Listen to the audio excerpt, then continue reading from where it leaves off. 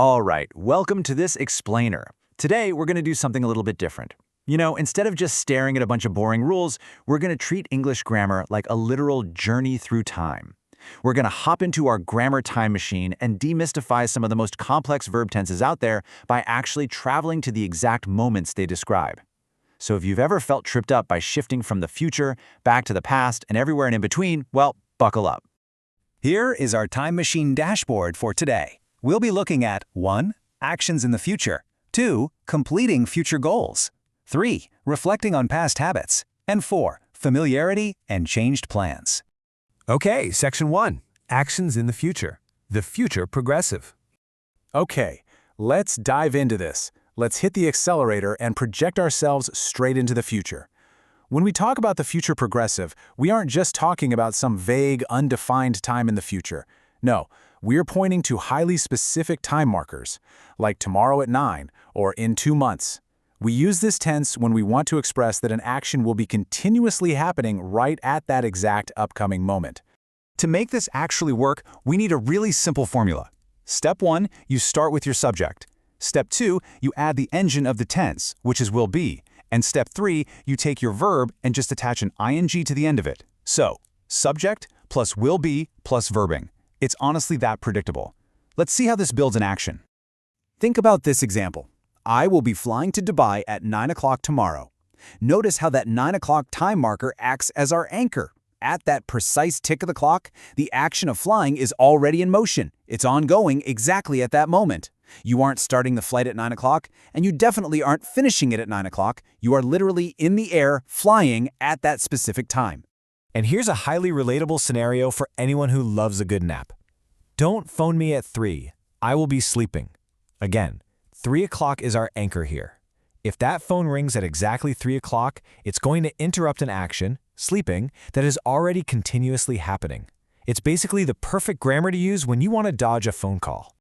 Moving right along to Section 2. Completing future goals. The future perfect. Let's shift our focus now and move the timeline dial just slightly. We're still in the future, but now we're looking at actions that will be completely finished before a future deadline. Notice the subtle shift here. Instead of saying, at a specific time, I really want you to stress the word by 8 p.m. tonight, or by next weekend. In the future perfect, these expressions mean at the end of a specific period of time. You're basically drawing a boundary line in the sand in the future and saying, whatever I'm doing, it will be 100% done before we cross this line. Let's quickly break down the mechanics for this across the positive, negative, and question forms. For a positive statement, it's will plus have plus the past participle, which we often just call verb 3. So, she will have completed her homework. For a negative, will becomes won't plus have plus the past participle. I won't have gone to bed. And for a question, you just swap the subject and will. So, will she have completed her homework? The absolute star of the show here is that past participle. That's what signals to everyone that the action is completely finished. And this brilliantly illustrates the concept. Imagine a hilariously messy room, but there's a firm deadline attached to it. Friday. The speaker isn't saying they'll be in the middle of cleaning on Friday. No, they're making a promise that before Friday even arrives, the cleaning will be entirely finished. I will have cleaned my room by Friday. Here's another incredibly practical example, especially for any students out there. I will have studied harder by 11 a.m. on Thursday. Listen to the inflection there. The weight falls heavily right on that deadline. By the time that Thursday 11 a.m. clock strikes, the intense studying is a completed goal. On to Section 3, reflecting on past habits. Used to. All right, it is time to snap back from the future. We're throwing the time machine into reverse and traveling to the past to examine things that happen regularly, but just don't happen anymore. This structure is delightfully simple. It's your subject, followed by the phrase used to, followed by the base infinitive verb, or V1. Now listen closely.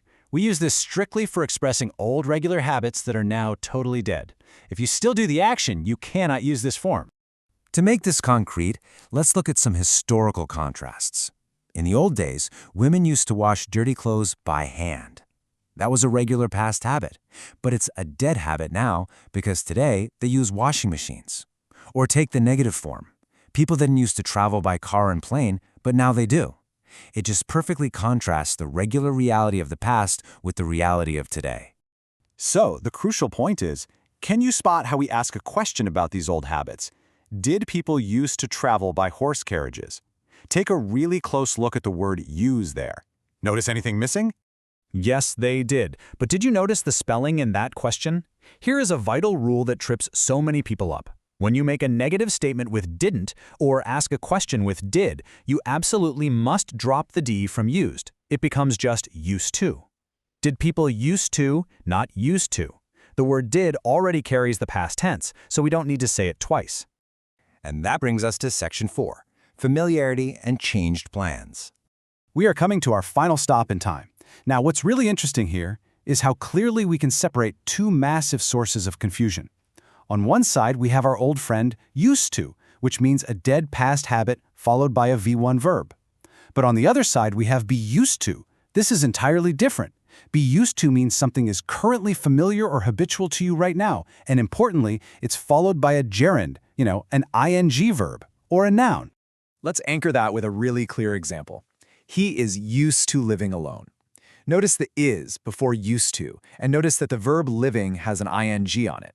It means living alone is currently familiar and totally normal for him. And here is a huge tip. In the negative form here, like he is not used to living alone, you do not omit the D. The D stays. Finally, let's look at one last formula for our trip. Was or were going to. Step 1, you choose was or were. Step 2, you add going to. And step 3, add your base verb. This specific structure is like a little time capsule for regret or changed circumstances. We use it for a past plan or a past prediction that, in the end, was not actually carried out. I mean, we all know the feeling of plans just not working out, right? I was going to visit my aunt, but she had gone to Dubai. The intention was totally there in the past, but reality intervened. Or, we were going to move to Riyadh, but we were offered better jobs here. It beautifully captures that fork in the road, the path we planned to take versus the path we actually took. And that, my friends, brings our time travel journey to a close. We've jumped to specific moments in the future, we've set strict deadlines before future events, we've reflected on dead habits of the past, and we've even looked at intentions that never quite materialized. So I want to leave you with a question that makes all of this grammar intensely personal for you. What were you going to do today before your plans changed? Think about it. Try formulating your answer using the exact structures we just covered and keep mastering those tenses. Thanks so much for joining me on this explainer, and I'll catch you next time.